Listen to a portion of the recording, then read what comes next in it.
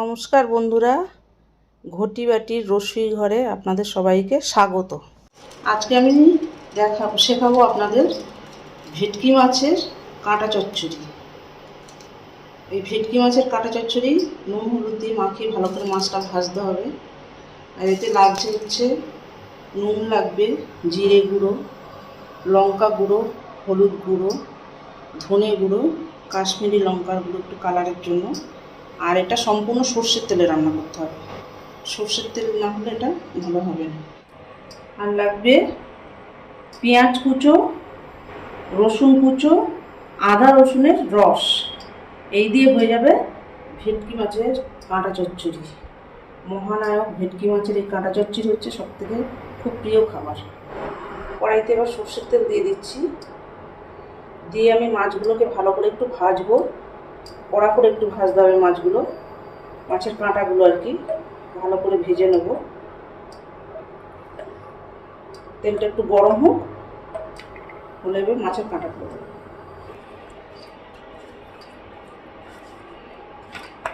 এবার কাঁটাগুলোকে আমি তেলের উপরে দিয়ে দিচ্ছি, দিয়ে একটু ভালো করে ভাজা ভাজা করব, কড়া করে একটু ভাজতে হবে। কড়া করে ভেজে তারপরে এটা করতে হবে। এটা মোহনায়কের উত্তম কুমার যে আমাদের এই ভেটকি মাছের কাঁটা বাজারে কিনতে সবারই খুব লজ্জা করে, কিন্তু খেতে অসাধারণ লাগে। আমারও লজ্জা করতো, কিন্তু যেহেতু মোহনায়ক উত্তম কুমার খেয়েছে দেখে আমার খুব ভালো লাগছিল। হ্যাঁ, খুব ভালো লাগে এই জিনিসটা, কাঁটা চচ্চড়িটা। এবার একটু উল্টে দিচ্ছি, দিয়ে কাঁটাগুলোকে ভালো করে একটু ভেজে নেব।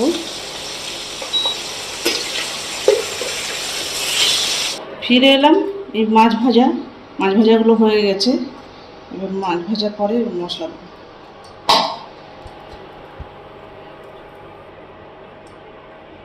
পেঁয়াজ কুচি দিচ্ছি,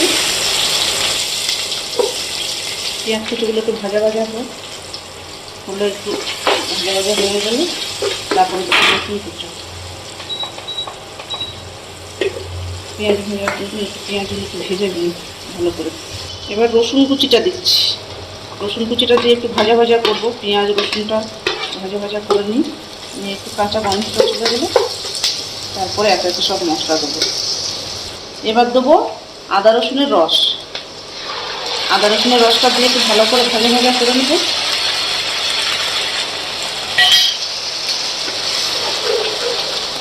আদা রসুনের রসটা দিয়ে একটু ভালো করে নেব, ভাজা করে নিই।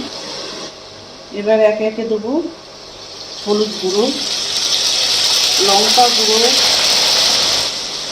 জিরে গুঁড়ো, অল্প সামান্য করে দিলেই হবে, অল্প অল্প করে, বেশি মশলা দেওয়া লাগবে না। একটু নুন দেবো স্বাদ মতো, মাছে তো নুন দেওয়া আছে, অল্প করে একটু নুন দেবো।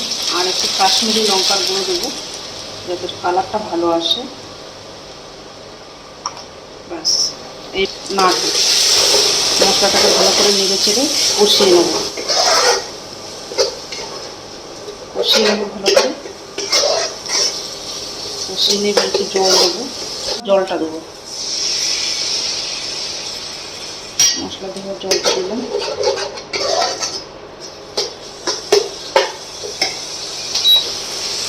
দেখুন বন্ধুরা, এবার মশলাটা শুধু তেল ছেড়ে এসছে, ভালো করে কষানো হয়ে গেছে।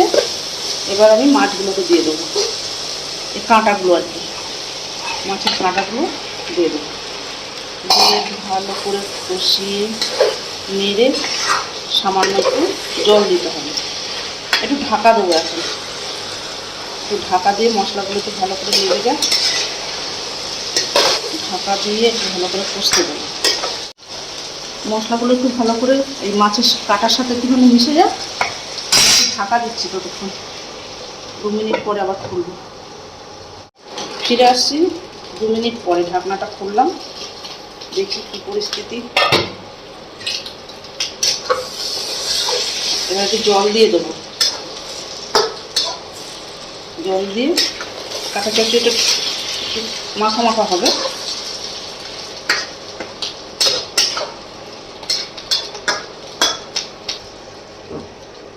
এবার একটু জল দিয়ে দিচ্ছি, জল দিয়ে আবার একটু ঢাকা দিয়ে দেবো, একটু সিদ্ধ হোক, কাটাগুলো ভালো করে মাখা মাখা হবে। একটু ঢাকা দিয়ে দিচ্ছি, ফিরে আসছি 2 মিনিট পরে। ভেটকি মাছের কাঁটা চচ্চড়ি কাঁটা কিনতে আমাদের প্রত্যেকেরই লজ্জা লাগে, যেহেতু মাছ থাকে না, কাঁটাটা দেখতে কিরম বিদঘুটে, তো কিন্তু আমাদের মহানায়ক উত্তম কুমারের ভীষণ প্রিয় এই ভেটকি মাছের কাঁটা চচ্চড়ি, সেই দেখে আমরাও খাওয়া শিখেছি। খুব ভালো লাগে খেতে, চচ্চড়ি করলে গরম গরম ভাতের সাথে ভীষণ ভালো লাগে, ভীষণ প্রিয় এই খাবারটা।